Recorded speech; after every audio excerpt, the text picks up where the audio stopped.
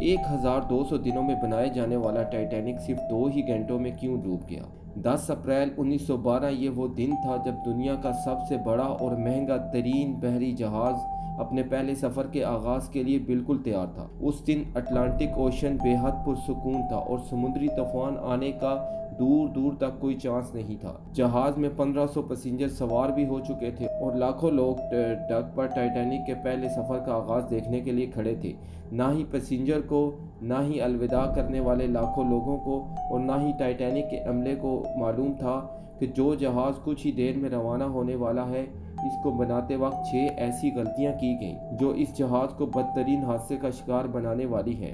M T V کی video میں ایک بار پھر خوش آمدید ناظرین، آج آپ جانیں گے کہ اپنے دور کے سب سے مہنگے ترین اور سب سے طاقتور جہاز ٹائٹینک کی 6 ایسی غلطیاں اگر نہ کی جاتی تو شاید آج ٹائٹینک کریش ہونے کی وجہ سے نہیں بلکہ اپنی کامیابی کی وجہ سے دنیا میں فیمس ہوتا۔ آخر ایسی 6 غلطیاں کون سی تھیں جو 40 سال کے ایکسپیرینس رکھنے والے ٹائٹینک کے کیپٹن ایڈورڈ سمتھ کو بھی نظر نہیں آئیں؟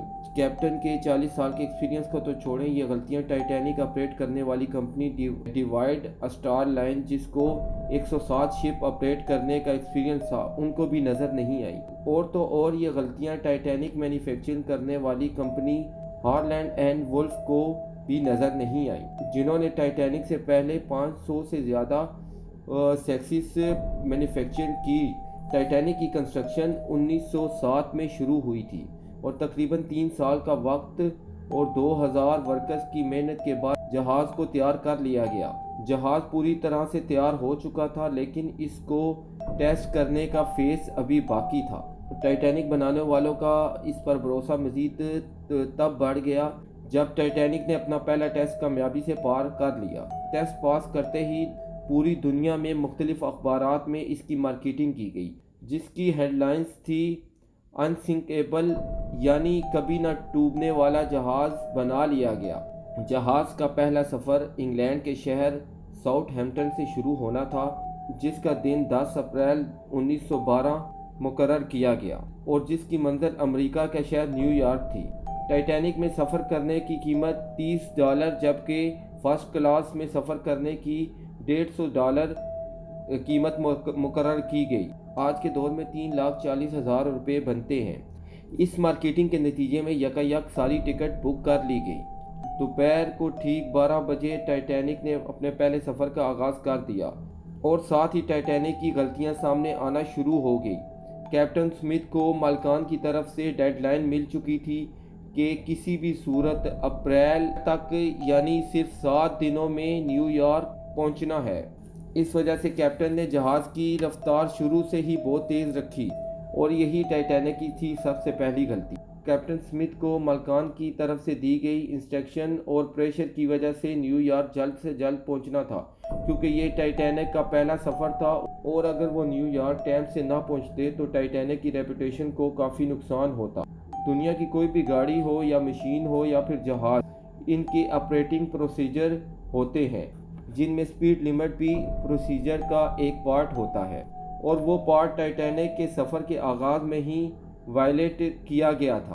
تھوڑی دیر میں جہاز ساؤتھ ہیمپٹن کے پورٹ کو اتنا پیچھے چھوڑ گیا تھا دور دور تک نیلے سمندر کے علاوہ کچھ نظر نہیں آ رہا تھا۔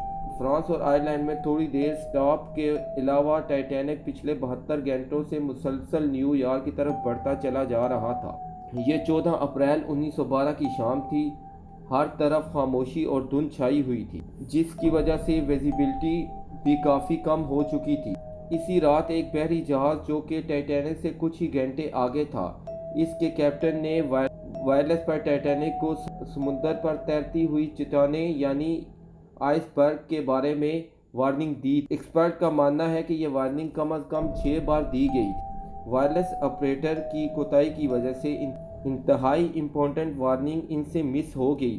ان کے لیے شاید یہ نارمل بات، لیکن یہی تھی ٹائٹینک کے عملے کی دوسری غلطی، کیونکہ ٹائٹینک اپنی طرز کا پہلا لگژری جہاز تھا اور اس میں کئی وی آئی پیز موجود تھے۔ اسی وجہ سے زیادہ تر ٹائٹینک کا عملہ فرسٹ کلاس پیسنجرز کی خدمات میں مصروف تھا۔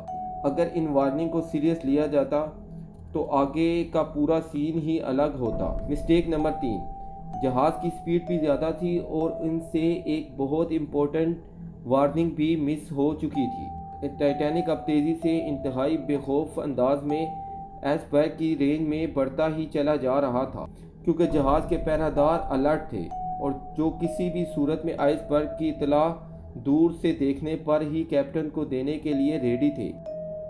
دور سے دیکھنے کے لیے ان کے پاس ایک چیز موجود ہی نہیں تھی اور وہ چیز تھی دوربین۔ یہاں پہرے دار الرٹ تو تھے لیکن وہ آئس برگ کو دوربین نہ ہونے کی وجہ سے دور سے نہیں دیکھ سکتے تھے، اور یہی تھی ٹائٹینک کی تیسری غلطی۔ آئس برگ کی خبر کیپٹن اسمتھ کو اس وقت ہوئی جب جہاز کے پہرے داروں نے خبر دی کہ جہاز کے سامنے ایک فٹ بال فیلڈ کے سائز جتنا آئس برگ ہے، لیکن اب بہت دیر ہو چکی تھی کیونکہ آئس برگ انتہائی قریب آ چکا تھا۔ مسٹیک نمبر 4، کیونکہ اٹلانٹک اوشن میں اکثر شپ کو ایسے آئس برگ کا سامنا کرنا پڑتا ہے جس کو بڑے بڑے بحری جہاز آرام سے ہینڈل کر لیتے ہیں۔ شاید کیپٹن اسمتھ نے بھی یہی سوچا تھا۔ آئس برگ کی خبر ملتے ہی کیپٹن اسمتھ نے جہاز کے انجن کو بند کرنے کا حکم دیا اور ساتھ ہی ٹائٹینک کا رخ بدلنے کا حکم دیا۔ بے شک کیپٹن اسمتھ نے آئس برگ سے بچنے کی بہت کوشش کی، لیکن فاصلہ اتنا کم رہ گیا تھا کہ کچھ بھی کرنا فضول ثابت ہوا۔